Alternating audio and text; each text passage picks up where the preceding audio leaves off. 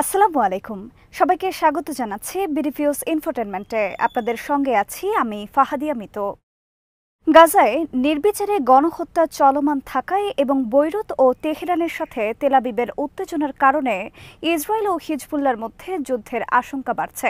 Beirut ও Tel Aviv উভয়ই সম্ভাব্য যুদ্ধ মোকাবেলায় নিজ নিজ সীমান্তে বিপুল পরিমাণ মনুষ্যবিহীন আকাশযান বা ইউএভি ও ড্রোন মোতায়েন করা হয়েছে। এর আগে অনেকেই ধারণা করেছিলেন তোড়জোড় হলেও শেষ পর্যন্ত এই যুদ্ধটি এড়িয়ে যাওয়া যাবে।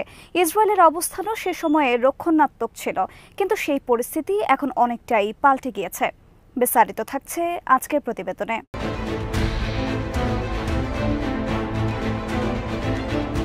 ইসরায়েল ও হিজবুল্লাহ উভয় পক্ষই এখন চলে গেছে আক্রমণাত্মক অবস্থানে। ইসরায়েল গাজা থেকে বিপুল সংখ্যক সেনা প্রত্যাহার করে নিয়ে এখন লেবানন সীমান্তে তাদের মোতায়েন করেছে। নর্দার্ন কমান্ডের ৩৬ ডিভিশন অবস্থান করছে লেবাননে। এই ডিভিশনটি এর আগে গাজায় অভিযানে নিয়োজিত ছিল এবং তারা তাদের ভূমিকার কারণেই গাজাকে উত্তর ও দক্ষিণ অংশে বিভক্ত করে রাখা সম্ভব হয়েছিল। পাশাপাশি তারা নেতজারিম করিডোর প্রতিষ্ঠার মাধ্যমে ভূমধ্যসাগরের তীর অবধি পৌঁছানোর চেষ্টা করছিল।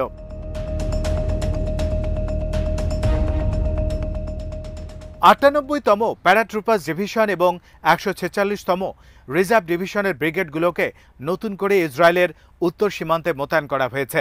এই তিনটি ডিভিশনের ১২টি ব্রিগেডের সকল সেনা বর্তমানে লেবাননের বিরুদ্ধে যুদ্ধের জন্য প্রস্তুত। এর আগে ২০০৬ সালে ইসরায়েল যখন লেবাননে অভিযান চালিয়েছিল, সেই তুলনায় বর্তমানে প্রস্তুত সেনা সংখ্যার পরিমাণ প্রায় দ্বিগুণ।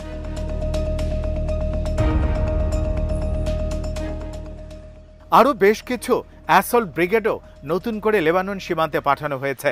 কিন্তু এত বেশি সেনা প্রস্তুত থাকার পরও ইসরায়েল যদি ২০০৬ সালের মতো বাজে অভিজ্ঞতার মুখে পড়তে না চায়, তাহলে এই সেনা যথেষ্ট নয়। যদি ইসরায়েল হিজবুল্লাহকে উত্তরের দিকে লিতানি নদীর উপর দিয়ে পিছু হটাতে চায়, তাহলে ইসরায়েলের অতিরিক্ত আরও জনবলের প্রয়োজন হবে। অন্যদিকে ইসরায়েলি সামরিক বাহিনীর অপারেশনাল উদ্দেশ্য নস্যাৎ করে দেওয়ার জন্য হিজবুল্লাহ ড্রোন যুদ্ধ আরও তীব্রতর করতে পারে।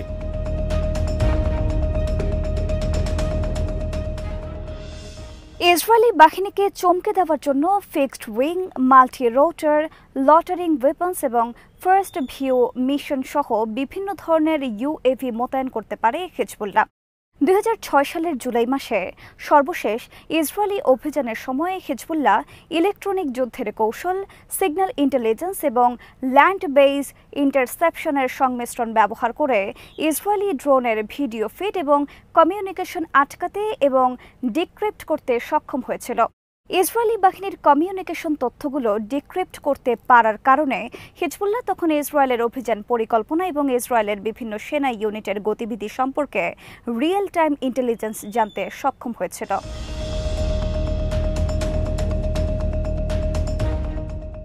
হিজবুল্লাহ ইসরায়েলি সেনাবাহিনীর নজরদারি ড্রোনগুলোর উপর গুপ্তচর বৃত্তি করেছিল।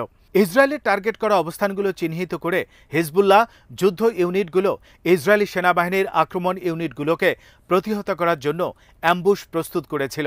হিজবুল্লাহ যোদ্ধারা খনন ও বুবি ট্র্যাপ করে কিছু লক্ষ্যবস্তু নির্ধারণ করে। হিজবুল্লাহ ট্যাঙ্ক কিলিং ইউনিটগুলো অ্যান্টি ট্যাঙ্ক গাইডেড মিসাইল ও আনগাইডেড রকেট নিয়েই প্রস্তুত ছিল।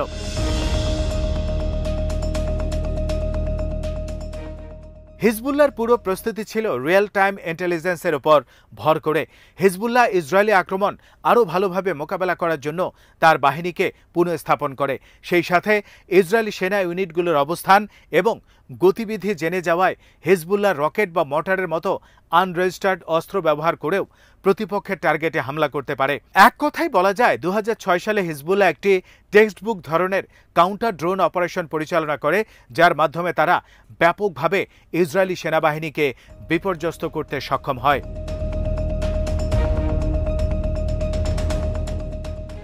হিজবুল্লাহ ২০০৬ সালের সেই কাঠামো বা শক্তিমত্তা থেকে আরও অনেক অগ্রসর হয়েছে। হিজবুল্লাহর বর্তমান সামরিক সক্ষমতা এই মুহূর্তে রাষ্ট্র বহির্ভূত সামরিক যে কোনো সংগঠনের মধ্যে সবচেয়ে বেশি। এমনকি ছোট আকৃতির বেশ কয়েকটি দেশের সেনাবাহিনীর চেয়েও হিজবুল্লাহ অধিকতর শক্তিশালী।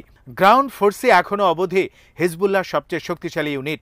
এছাড়াও হিজবুল্লাহর হাতে রয়েছে infantry, special force, armour, artillery এবং ভূমিভিত্তিক বিমান প্রতিরক্ষা ব্যবস্থা। স্থলপথে হিজবুল্লাহ 2006 সালে কতটা শক্তিশালী ছিল তার প্রমাণ মিলেছিল অ্যান্টি আর্মার ইনফ্যান্ট্রি টিমের কার্যক্রমের মাধ্যমে।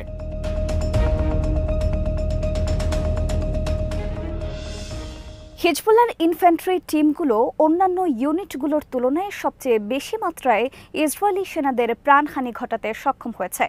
ধারণা করা হয় সেই যুদ্ধে 28% হতাহতের ঘটনা হয়েছে ইনফ্যান্ট্রি টিমের মাধ্যমে। আর মর্টার, কামান, উন্নত বিস্ফোরক ডিভাইস, স্নাইপিং এর মাধ্যমেও অনেক ইসরায়েলি সেনা নিহত হয়েছে। এর বাইরে ইসরায়েলের নিজেদের ফ্রেন্ডলি ফায়ারেও 12% প্রাণহানি ঘটেছে। ইলেকট্রনিক, সাইবার এবং ইন্টেলিজেন্স ডোমেইনেও হিজবুল্লাহর সক্ষমতা রয়েছে, তবে নৌপথে তাদের সক্ষমতা ও প্রস্তুতি কিছুটা কম।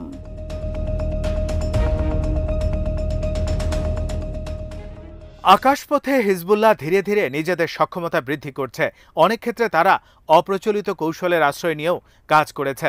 2006 সালে হিজবুল্লাহর একটি দুর্বলতা ছিল তাদের ছোড়া রকেট এবং মিসাইল থেকে ইনডাইরেক্ট ফায়ারের কারণে ইসরায়েলের সামরিক বাহিনীর ক্ষয়ক্ষতির তুলনায় বরং পরোক্ষ ক্ষতি বেশি হয়েছে। কিন্তু 2024 সালে এসে দেখা গেছে হিজবুল্লাহর রেঞ্জ এবং পেলোড সক্ষমতা যেমন বেড়েছে, তেমনি তাদের নির্ভুলভাবে হামলা করার সক্ষমতাও অনেকটাই বৃদ্ধি পেয়েছে। হিজবুল্লাহর এই সক্ষমতা তৈরির নেপথ্যে মূল অনুঘটক হল ড্রোন বা ইউএভি। যদিও 2006 সালের যুদ্ধের আগেও হিজবুল্লাহর কিছু ড্রোন ব্যবহারের অভিজ্ঞতা ছিল, 2024 সালে এসে তারা এক্ষেত্রে নিজেদের সক্ষমতাকে অন্য উচ্চতায় নিয়ে যেতে সক্ষম হয়েছে।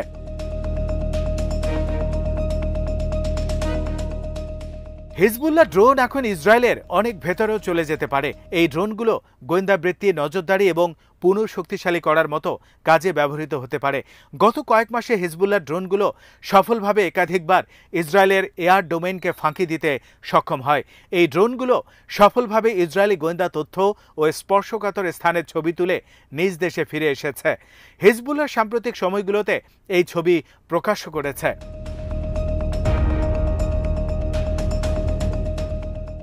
হিজবুল্লাহ ড্রোনগুলো ইসরায়েলের গুরুত্বহীন স্থানগুলোর কাছাকাছি যেতে পেরেছে এমন নয়, বরং হিজবুল্লাহ ড্রোনগুলো রামাত ডেভিড এয়ারবেস এবং হাইফার ইসরায়েলি নৌঘাঁটি, সেই সাথে নৌবাহিনীর সাবমেরিন ইউনিট শায়েতেত 7-এর বেশ কয়েকটি যুদ্ধজাহাজের উপর নজরদারি করে ছবি তুলে নিয়ে আসে।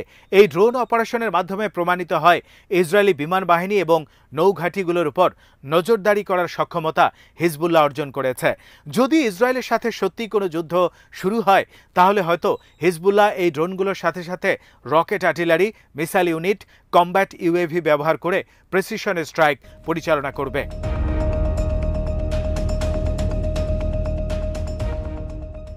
ইউক্রেনের সাম্প্রতিক যুদ্ধে রাশিয়া অরল্যান্ড-10 ISR ইউএভি এবং ল্যান্সেট লটারিং যুদ্ধাস্ত্র ব্যবহার করে সফলতা পেয়েছে। হিজবুল্লাহ হয়তো একই কৌশল অবলম্বন করতে পারবে। রাশিয়ার ISR ইউএভি এবং মিসাইল ইউনিটগুলোর মধ্যে সমন্বয় করার কারণে ইউক্রেনে রাশিয়ান বাহিনী 2টি পেট্রিয়ট লঞ্চার ধ্বংস করতে সক্ষম হয়। অথচ পেট্রিয়ট লঞ্চারটি বরাবরই বিশ্বের সবচেয়ে সক্ষম ও ব্যয়বহুল এয়ার ডিফেন্স সিস্টেম হিসেবে বিবেচিত হয়।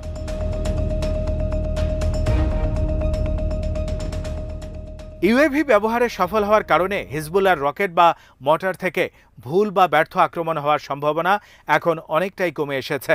যদিও দূরবর্তী টার্গেটগুলোতে এই ড্রোন দিয়ে হামলা করে সফল হওয়া পুরোপুরি নিশ্চিত নয়। হিজবুল্লাহ চলতি মাসেই ইসরায়েলের অভ্যন্তরে ড্রোন হামলা চালিয়েছে। এই অভিযানে হিজবুল্লাহর একাধিক ড্রোন উত্তর ইসরায়েলে প্রবেশ করতে সক্ষম হয়। এই ড্রোন হামলায় বেশ কয়েকজন ইসরায়েলি সেনা এবং বেসামরিক নাগরিকও নিহত হয়। এই অভিযানে আরও প্রমাণ হয় হিজবুল্লাহ ড্রোনগুলো একই সাথে নজরদারি ও হামলা দুটি কাজই করতে সক্ষম।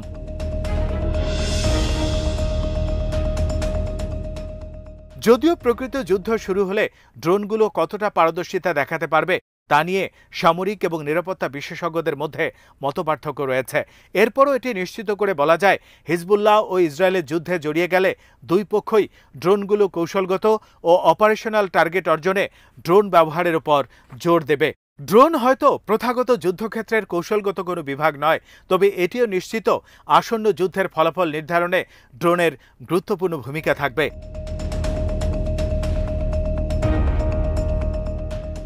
তবে যুদ্ধের অপারেশনাল পর্যায়ে হিজবুল্লাহ তার মনুষ্যবিহীন ইউএভি নিয়ে কিছু চ্যালেঞ্জের মুখে পড়েছে। বর্তমানে হিজবুল্লাহ 3000 ফুটের নিচে এয়ার সুপেরিয়রিটি অর্জনের জন্য প্রয়োজনীয় সোয়ার্ম ড্রোন ভাসিয়ে রাখতে পারবে না।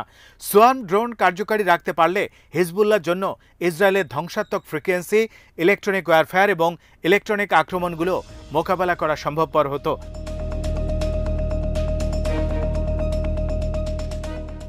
সোয়ার্ম ড্রোন না থাকলে হিজবুল্লাহর যুদ্ধের কার্যকারিতা কমে আসতে পারে এবং এয়ার ডোমেইনে হতাহতের মাত্রাও হ্রাস পাবে। তবে আশার জায়গা হলো হিজবুল্লাহ ড্রোন নিয়ে নিয়মিত কাজ করছে এবং খুব শিগগিরই হয়তো তারা ড্রোন ব্যবহারের পারদর্শিতা ও কার্যকারিতা অর্জন করতে সক্ষম হবে।